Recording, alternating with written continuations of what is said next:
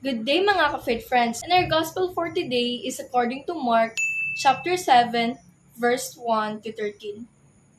In this passage, we are reminded that it is possible to have lives that are characterized by outward form of godliness, but to have hearts that are far from God. We can very easily find ourselves in the trap of maintaining commitment to religious traditions and yet neglect any true love for God or His words. We must embody acceptance and faith in others that whatever they do, whatever they may practice, they must be doing it out for love and for others to accept them as well. For more videos, subscribe to our YouTube channel, Facebook PH, download the Facebook app, or just visit our website www.facebook.ph. God bless mga ka-faith friends.